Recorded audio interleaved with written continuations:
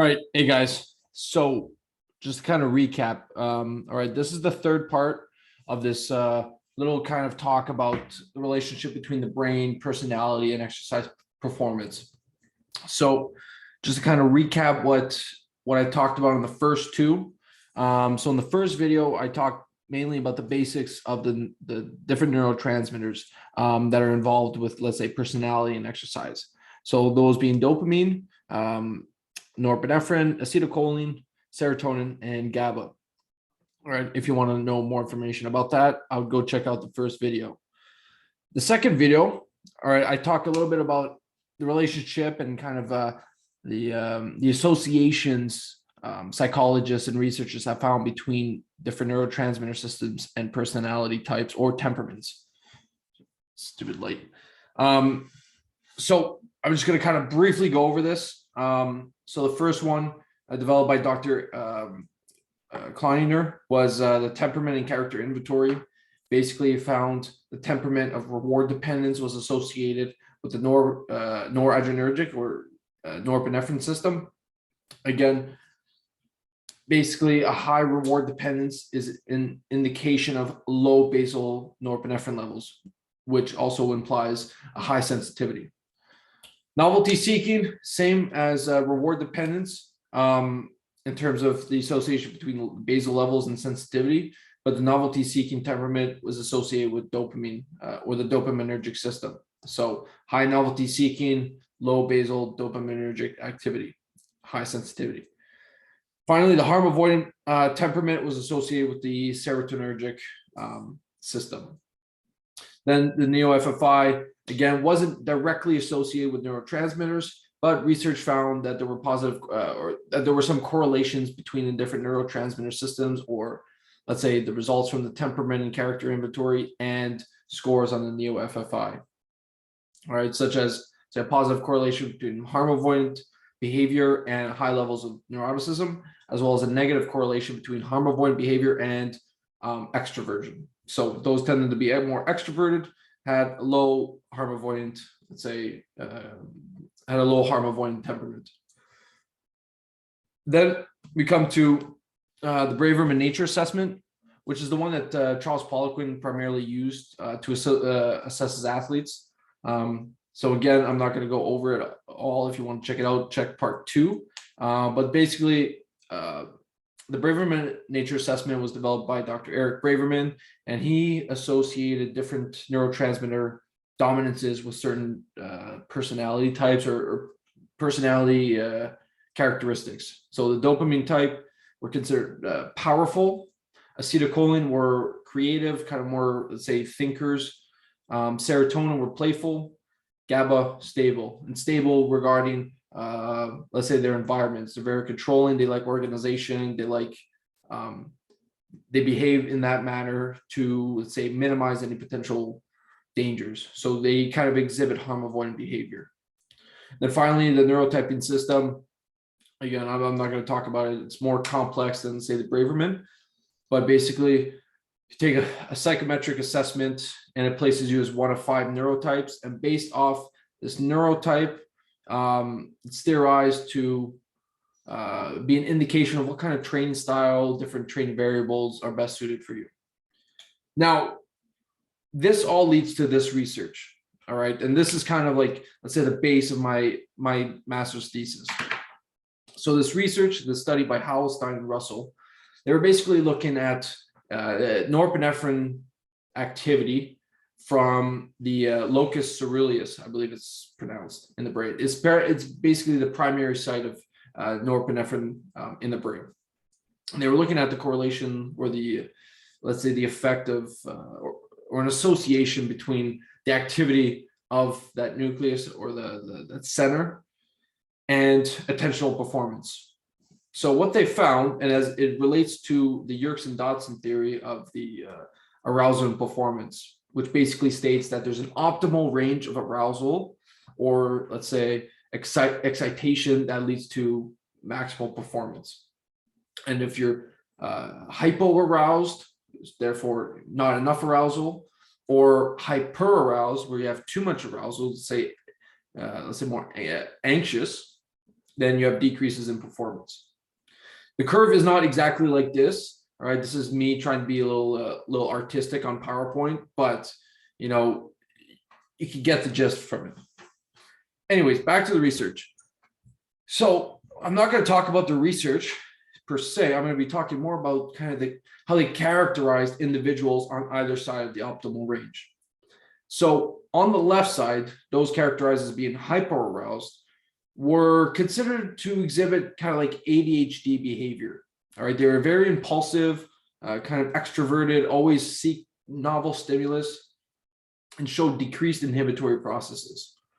What they were also found, and correlates to the effect norepinephrine has on arousal, is that those individuals had low basal norepinephrine. So if I'm looking at this as a whole and basically knowing what I know about the different neurotransmitters and the different neurotransmitter systems and how they're related to personality types and temperaments, what this characterization of those on the left side indicates are primarily a norepinephrine dominant personality from the low basal norepinephrine levels. Again, low basal means high sensitivity, therefore increases in norepinephrine have a much stronger effect. Extroversion was associated with the dopaminergic system. High novelty seeking is also associated with dopamine. So those on the left side, based off this research, would most likely be dopamine or norepinephrine dominant. Okay. Now, if we go to the other side, to the right side, they are characterized as being hyperaroused. So they have too much arousal and they show kind of like an anxiety-like behavior. They had, let's say, a more harm avoidant personality. They were more introverted. They didn't seek much novelty, and they had no further response to stressors. So basically, once the stress is perceived, there's no real response or no, let's say, no further arousal. All right. So again, high basal norepinephrine, so probably not indicating a norepinephrine dominant personality. But the harm avoidance, the high harm avoidance indicates serotonin. The more introverted, let's say, introverted behavior or personality, more so with the serotonin. Again, the association between extroversion and harm avoidant, where there was a negative correlation found. But I also find that the introversion and low novelty seeking could be associated with a GABA dominant personality. Because again, GABA is really associated with, let's say, organization, very structured, they're very, very controlling. They tend to like to control and organize things around their environments to prevent any, let's say, potential stress or anything that could be potentially perceived as a stressor. Because that, I feel like it's almost like they intuitively know that any further stress is going to, let's say, lead to further performance. And again, it relates to the neuroticism. Neuroticism is more of an indication of, let's say, stability of a person's personality. So someone with higher levels of GABA and high levels of serotonin would tend to show more harm avoidant behavior because they have a more neurotic, say, personality. They don't perceive stress very well. So what they do is they show this harm avoidant behavior. They protect themselves by organizing their surroundings so that, you know, they're free from harm or potential danger. All right. And I want to kind of characterize, I want to mention something that I'm not sure if I mentioned it in the second part, but the characterization of serotonin in the Braverman Nature Assessment is a characterization of someone with healthy serotonin levels.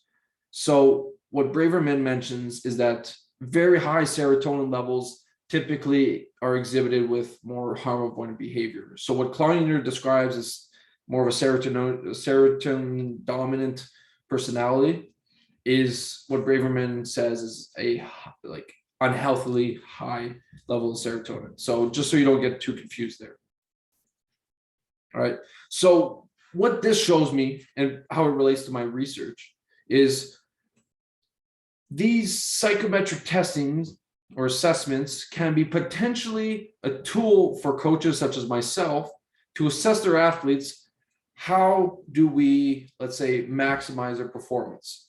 Do they need more arousal? So a dopaminergic or norepinephrine dominant athlete, it may be an indication that we need to give them a little bit of a kick in the ass to get them to where they are.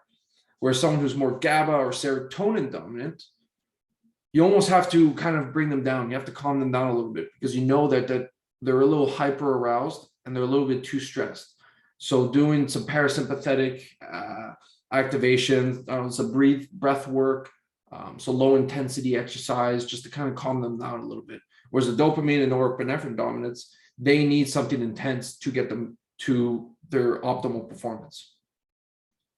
So again, this relates to my research. I'm basically looking at determining if there's an association or if these neurotransmitter dominances and these assessments, are they able to determine the effectiveness of pre-competition training on improving athletic performance?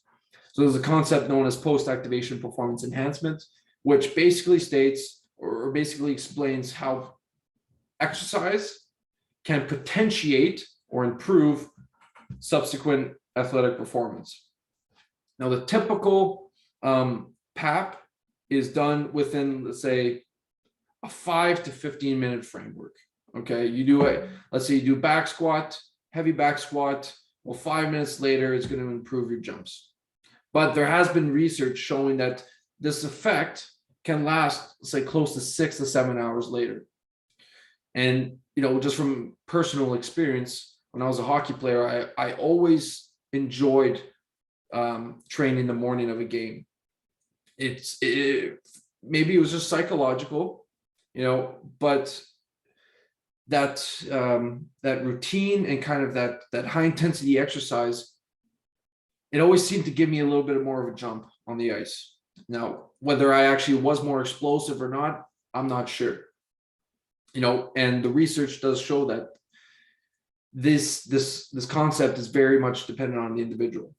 But as I mentioned before, there was indication that the training just may have a psychological benefit. So there may not be a physiological benefit, like it may not actually potentiate or improve your muscular performance, but there may be a psychological benefit of performing heavy resistance or any resistance training before performing your sport.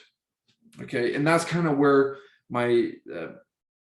this research can be interesting, because we're looking more at kind of the brain chemistry and how that is affected by exercise, and if determining someone's let's say neurochemical makeup, is that an indication of does pre-game training work for them? But the key point to all of this is that the personality may be an indicator of how an athlete should prepare for competition, both mentally and emotionally, as well as physically. All right. So just kind of think about that curve. Think about this curve right here. The different personality types on either side, how they relate to neurotransmitters. And by using these assessments, you may be able to determine how to optimally prepare your athlete. Now, I want to finish just with a small little note. This concept and this whole idea of neurotransmitters affecting performance and let's say exercise style, exercise variables, it's a lot more complex than what I'm talking about. All right. Again, what I'm doing is a master's, and I'm trying to get in as much detail as I can, but it's very difficult because there's so much information out there that it's like PhD level stuff. So yes, determining, are they dopamine, are they serotonin, are they acetylcholine dominant? It's important, but the balance between all the different neurotransmitters is kind of the key to all of this. or in my opinion. So, that's why I kind of like the way Costanza-Bedeau talks about his system, because it looks at both the excitation or the excitatory system and the inhibitory system, because it's really just a balance between the two. Now, I'll give you an example. Let's say he's got the type 1A is characterized as being more dopamine dominant, all right? But the type 1Bs are also somewhat dopamine. They also have high dopamine levels, but they also have high acetylcholine levels. The main difference between those two is their, let's say, their theorized level of inhibitory neurotransmitters. So that's why the 1B is, let's say, supposedly be able to handle more training volume, because they have the inhibitory processes to recover and let's say, bring down their excitation to, let's say, speed up the recovery, whereas the 1As will stay stimulated for longer. So I hope you took a lot of information from this. I hope you find it interesting, but just remember, it's a lot more complex than what I'm saying. So if you want to know more about it, these are the resources I highly recommend. All right, there's Dr. Eric Braverman's book, The Edge Effect. Christian Costanza-Bedeau's neurotyping courses are excellent. I didn't take the level 3 on nutrition because I really just wanted to focus on the system itself and the training, because that's kind of what I work most in. But it's an unbelievable course if you want to learn how the brain affects performance. There's an article about how Poliquin used the Braverman Nature Assessment. And I wrote an article that's supposedly going to be published around mid-June on Elite FTS called Personality as an Indicator of Training Style. So what I do is I take a little bit of what this presentation talks about, and I take a little bit of the stuff that I learned for the neurotyping course, and I kind of put it all together to give let's say, a more simplified version. All right. But yeah, if you guys are very interested, I would highly recommend these sources. I don't get any money from them, so this is an honest opinion. So yeah, go give these a check. Yeah, I hope you guys enjoyed. If you guys have any questions, send me a DM on Instagram, leave a comment. I'll get back to you as soon as I can. All right. We'll see you guys soon.